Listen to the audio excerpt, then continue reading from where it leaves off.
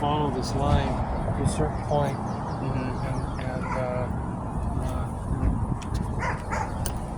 at least to here.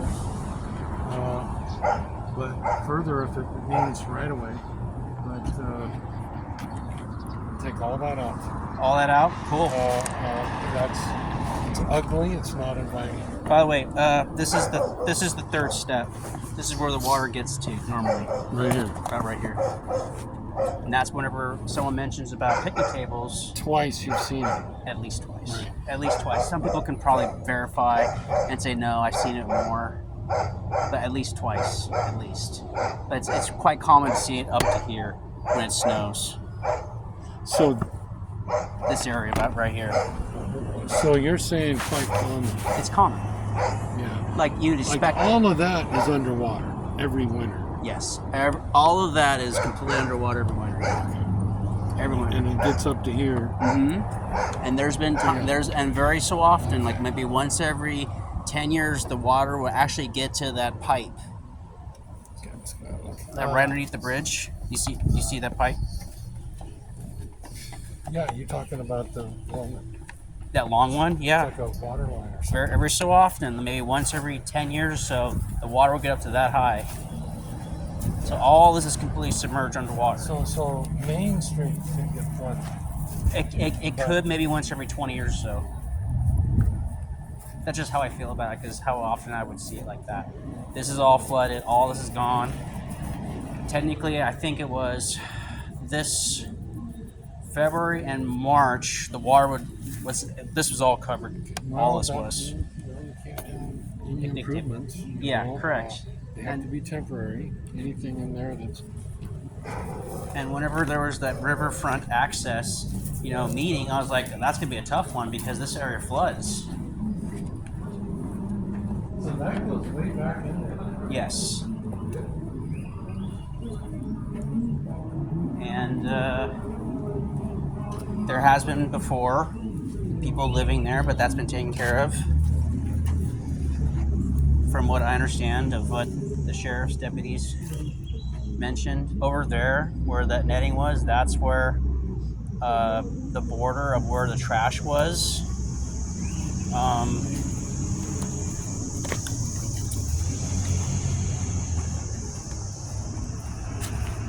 Yeah, this is all flooded, by the way. All this is right here flooded. All of it.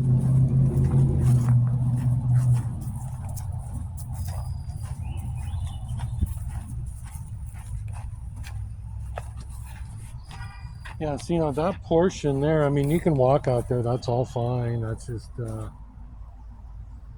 to keep somebody out from underneath there. Correct. And the remnants of what you see here, that's the place that collapsed. Mm-hmm. And that's a separate owner from that. Yes. Right. Correct, because over there, that's part of the Hebrew Memorial Plaza, that wall. And everything underneath that, I would imagine, is part of theirs too. Now, when you say Hebert, is that like the owner of that whole area? I think it's a family. Is there like a park lot in there that's not the structure? That would be a good question for Ernie and possibly Lucy, because they're both Heberts. Right, okay. And I'm sure it's part of an estate or something. It's like it's a park that's dedicated to the memory of a family member of theirs that's moved on. Right. Memory. Well, one thing's certain. I mean, nothing moves forward unless the city's helping to facilitate all that. Yeah. And keep it on track. Yeah. And it's, what the city's been through. It's hard to do stuff, to do anything other than just staying afloat during a time like that. Yeah. I mean, technically, if I'm not mistaken, there was a presentation about the access to the river, and this area right here to there, all this right here was going to be all part of the public access. Well, I'm going to be meeting with Jim, Jackson, Ernie, and talking about all that and see what has been engineered to date. And to make sure Jim knows what has to be in the master plan. And that gives me an idea of what goes first in terms of building the 3 parks and the connections downtown. So we've all got it in the budget. I just don't know what the state of engineering is. We're on master plan, but it all has to be learned. This is all. I assume we're all Flooded.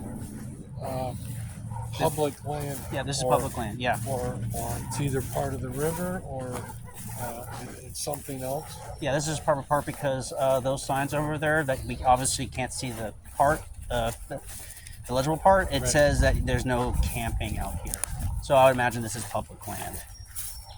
Huh, okay. And then you come into I believe so, yeah. It's the same thing with the other side of the other park, where there's a property line and then that's residential on the other side of the street. Well, yeah, you're really limited on what you can do because you're underwater every winter. Because we're on the river, like you said. You can cater to those pedestrian uses and river access. So, but you can't invest in river access. Right, and that's where the boat ramp and all that comes into play. Well, that's something the state likes to fund. Yeah. Through the Oregon State Marine Board, they like funding these kind of things. It's a very long permitting process. They say like 10 to 20 years sometimes. Oh, God. It's very hard. Because they even said that they also had a specialist to come out there to, like archaeologists, to see if there's anything in there that's of importance, or if there's a special species of an animal that's endangered. You have to go through all that red tape, essentially, before you can. Very difficult to do. Yeah. So that's why.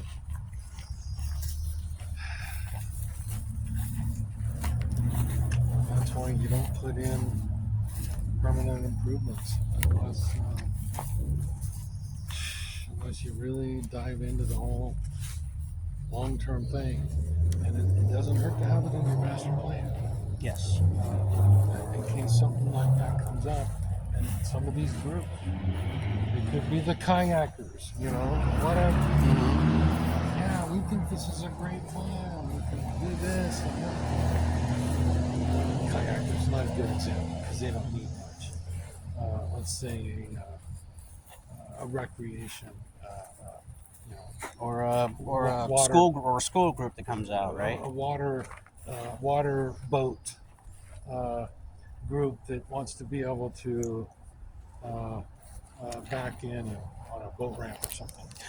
They do that in Lebanon and the Sheridan River. Yeah, they do that. I know that. Yeah. Well, there's public launches around, but none of them get flooded, like that. Yes. So, and if some groups want to do that, I've even had the kayakers. Hey, I want river access right there. Just carve down and well, here's the state. There you go. Apply. You don't need me.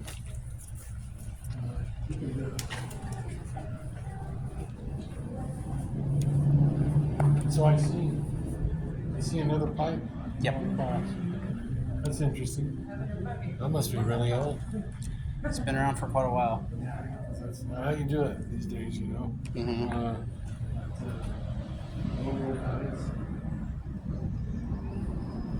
It's usually a water line. Yep. I think there's another one on the other side too.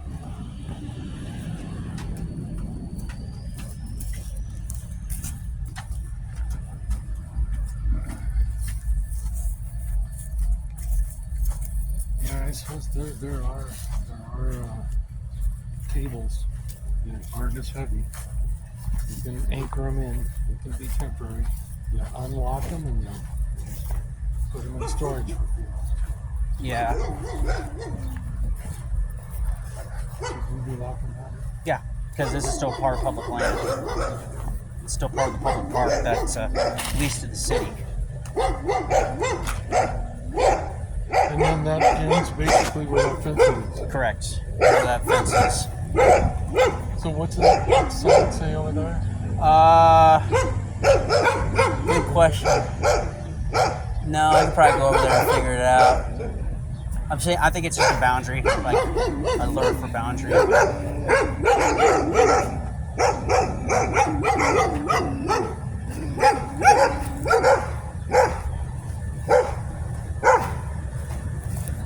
Park boundary. So the green sign says park boundary. And obviously that means private property. You're running into private. Yes, just like the other side. And I think this area was leased to the city by the owners of IGA. That's what I heard, but I mean, I can't confirm that right now, but that's what I've heard. Well, Like a 50-year something, but that's just what I've heard. so they don't have to pay taxes on it. It's public use. That's Correct. the advantage. And they can't really use it. I mean, Okay, so if you got your inner tube and you want to get into the river, where are you gonna go? I don't know. That's like a 6-foot, 10-foot drop right there, even with the water down like that. Yeah. A lot of people, I think a lot of people use the trestle to walk down the trestle. Yeah, that's way down there on West Main Street. Because none of that looked No. friendly to go down. Some people will go down to where they call the Rock. It's about maybe 500 feet upstream on this side of the business loop. Some people go down there and put like an inner tube down there. Sometimes they'll swim around there. Although I wouldn't recommend it, 'cause from my understanding, the water is not as clean. It's like a the what do we call that? The current is not as strong, so things like to like pool around in that area, the rock.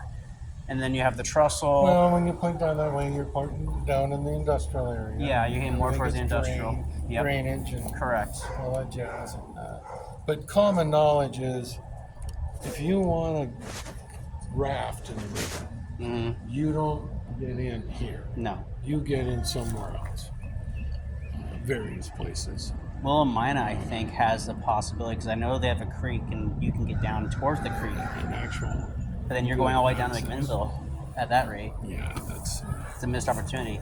Well, right. Yeah, you want to maybe start here and end up down there. You know. Isn't that the flow? Yeah, You're that going. direction. Yeah, you're gonna go. What's next? Is it McMinnville? There's nothing in between. City-wise, correct. I mean, it's just going to be farmland, private land, mostly farmland. Right, until you hit McMinnville. Mm-hmm. Lafayette. And Yep. Up to Now, I know Dayton has a boat ramp. I know that. Lafayette and then Dayton. Right. Yep. Then it takes another big turn. I forget. You might head north there. I know it goes It kind of heads east-west, you know. From, I know it goes into Willamette. I know that. Right, eventually. Eventually, yeah. You know that the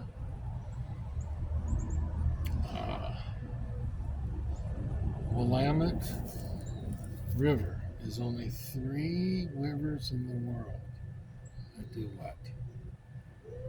3 major rivers in the world. I'm not entirely sure what the 3 things that they do. They flow away from the equator. Huh. In the northern hemisphere, they're all going to flow south.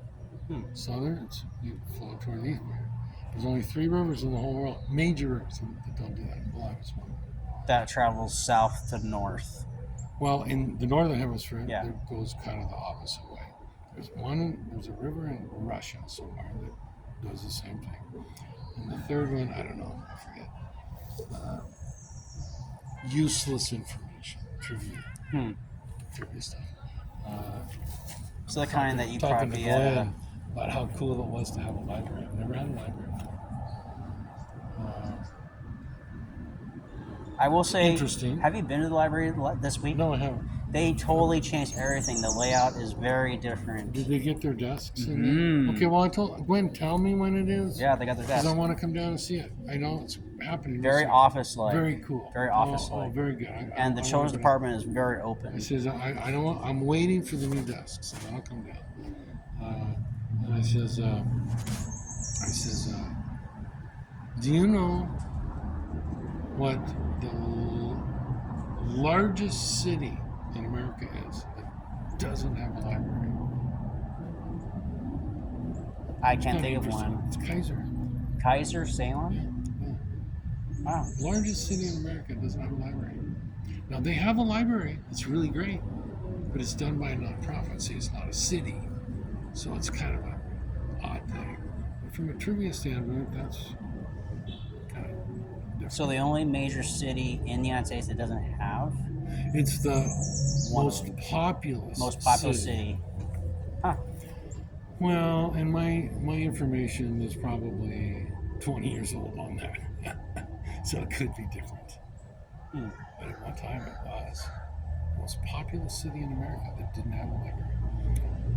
But the rest of the story is because as your cities get bigger, you get libraries. That's what you do to meet the community's needs. You got more resources, and you do that. And the library is essential. Yeah. Not so essential anymore. The whole evolution of libraries is kind of modifying, maybe changing for good reason to meet the community's needs in many respects. So we'll be looking at all that in our library, like all down there. I don't even know where it is, but You don't know where the library is? no, It's on the I side of might have brought town. it. We can walk that way if you want. Yeah. They're still open. Shit, I I think. gotta get back, man. Okay, no, I understand. There's never enough time. Yeah, no, I understand. Time is quick. But we'll definitely do it again. The big revelations for me on this lot is this is a beautiful space. Yep. You've got multiple owners involved in that stuff, that whole repair job. You got multiple owners. We don't have good access to the river right now, natural access. And this floods every year. Yep. Every year. Those are revelations for me. It doesn't change my attitude that this fence has got to come down, and it'll be down by the time town days gets here. I want people to walk down here, enjoy this, and not be. Would there be like a sign that says a steep downcline? Like, would there be like signs saying steep? Like here? Yeah. Like if people would try and walk or try to go down there. Oh, they should use the stairs. Okay. Not be stupid. Okay. Yeah. Well, there are people out there that love to do tricks and love to but do. you can't sign for stupid. It doesn't say don't skateboard on the rails. Right, but that uses common sense, This is common sense. Common sense stuff. When we invite all these people to hometown days, you come down and enjoy this space.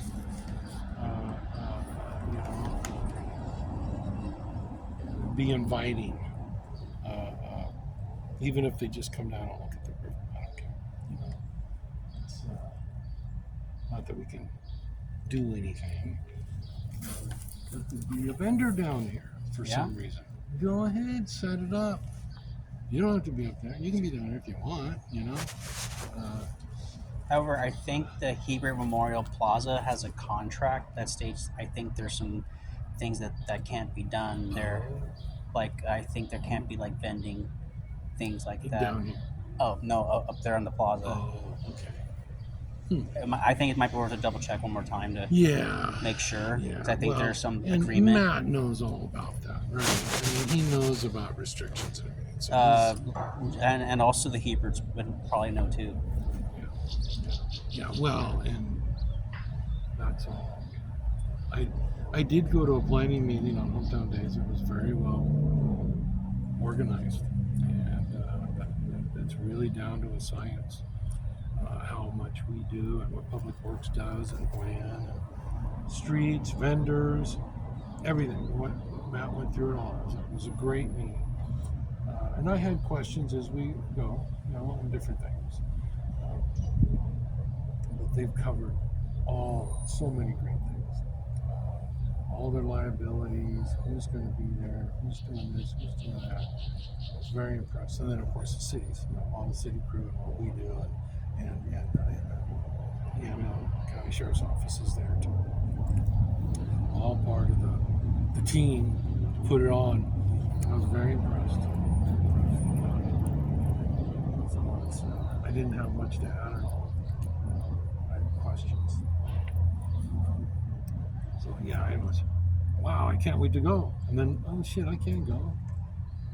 Oh, good, then I'm going. Now I can't go. I don't have a car. Shit, everybody's going. My family's going every different direction. Now I'm back to, okay, I'm going to be there on the 21st. It'll be just me, but right now that's plan A. I want to see it. I want to see people, and have fun. And, I understand that there's 5,000-6,000 people come into this community for hometown days. That's fantastic. And you talked about Friday night. I thought, wow, Friday night, what goes on Saturday? Well, Friday night's for the kids. Now we're going to get into the main parade and everything on Saturday. It's like, whoa, shit, I'm already worn out on Friday, pretty cool. Good stuff. So that's neat. It's our signature event. Well, it's a great space. Yeah. It's going to be very limited in what you can build and do down here. But some picnic benches that could be removed, a few months out of the year. Maybe secured by like some sort of stake or something, and with a chain, and then leave the chain behind. But then, yes, the chain's connected to a block in the ground, buried in the ground. Right, and obviously something that's light enough, like a picnic table that's light enough to where someone from public works can pick it up. 2 guys, no problem. No problem, no injury, nothing. Yeah, something like that. Yeah. And that would be really hear those down there, I agree. Encourage people. I even mentioned it to a teenager who gave me a couple of thoughts about things. What's a teenager do here? What do you need? I invited her. I said, "It's a great idea. Thank you." I said, "I'm inviting you to come to my budget presentation. I can acknowledge her. We have a youth person right here. We're talking about that." Well, she didn't make it. Talk a teenager in it. They can't have all the friends. I said, I told her mom, I said, bring your friends. That'd be great. Talk about how we can include youth in the discussion of our facilities, park facilities. We talk about playgrounds involving the neighbors, the kids, the parents. Why not teenagers on one thing? I said, there's no place to gather, there's nothing to do, blah, blah, blah. I said, what if we had park benches down here? Would you hang out on those? Yeah. Is that it? Just some park benches? You can go downtown, you can rest around, you can eat food, there'll be garbage cans. You know what I mean? Yep. Give them something to do, it's a place to hang out. It's not always at some place where they may not be as welcome, We don't have those opportunities, for that age group especially. Yep. But she had a lot of good ideas, like the connecting a safe bike ped path to Willamina.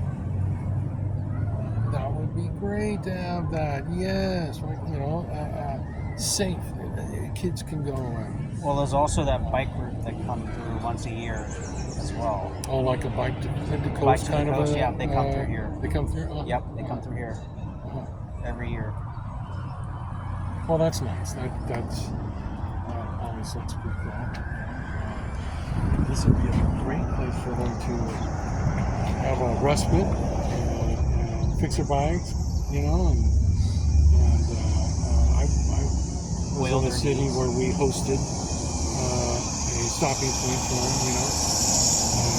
that's very cool. Yeah. This could be a perfect space for that. Yeah. Although you have to take a bike that's what I told It's not Amelia. bad. Not Opportunity. There's so much opportunity in the meeting. So Well, next time we'll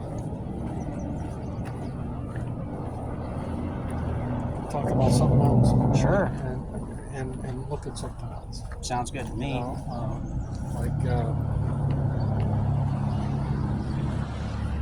maybe pointing out the one Richard and Street. Main. Yeah, Richard Main. Yep. Although I might ask later. And we can always make an appointment for that too. So whenever you're available, I seem to be more of an open book. So Yeah, you tend to look at afternoons. yep, that's true.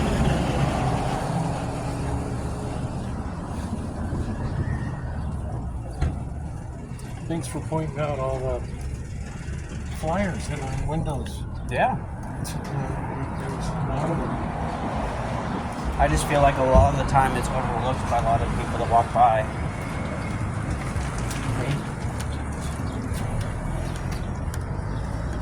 Especially with technology where people usually their heads are buried in their phone while they're walking on the sidewalk. Well, You know, so the city I was at in California was called Coalinga, and they were flattened by an earthquake, huge earthquake, around, oh gosh, it was like 1980, 1970 or something like that. And just flattened the poor city. It was just devastating. And they had such incredibly beautiful historic buildings. And it's all preserved in photographs. Street level views, city views, all that kind of stuff. So I worked with the local service club that had access to all these, and then came to the city with a proposal that you could there'd be a pedestal here and a picture. You could read about that building. Or over here, you could read about that school that was there. It's not there anymore. Sometimes you just see part of the buildings. But that was a good way to preserve the history of the city.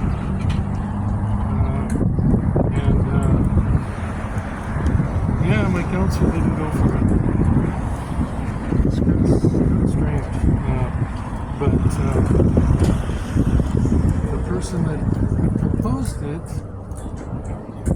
big civic leader, but he had run crosswise with people on the council, personal ways. So I think that had a lot to do with it. That's just kind of a shame that there's some things in politics. I mean, it is. Not always, doesn't have to be, but it was in that case. I just thought it was very, very innovative. plus you're, like you said, you're preserving history. And what a rich history we have.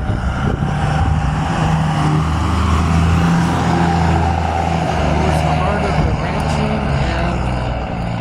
and oil industry in the Central Valley. Coalinga was coaling station A. It's the main one. So they made it into the city. I think they locked it and said pass forward.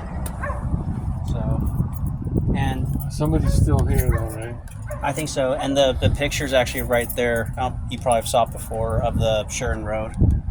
It's right there. Okay, I didn't know what that was. Yeah, that's what they decided on the council of what they wanted. They had like at least 3 or 4 options. They had plenty of options. They picked that one. Yeah, I gotta look into the one that offers bike pet path. It's not in the travel lanes. So that's a key. Oh, thank you. Now, are you heading in? Yeah, just quickly. Okay. Yeah, this is what they decided on.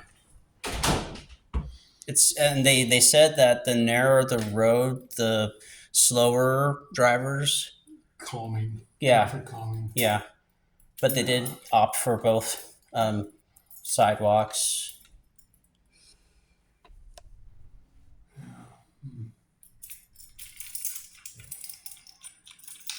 Underground power lines. Lots of right away there. But then we also have to worry about sewer update and things like that on that road too. You can't send your 10-year-old No. on that. No. These are for experienced bikers. Mm-hmm. Walkers are going to be over here.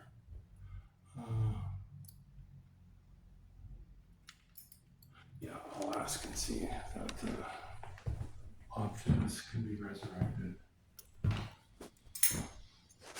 That gives us a recreation Yeah, for kids of all ages. sounds good. It doesn't. Yeah, no. It might be safe. Mm-hmm. You know, thanks, buddy. Yeah, anytime.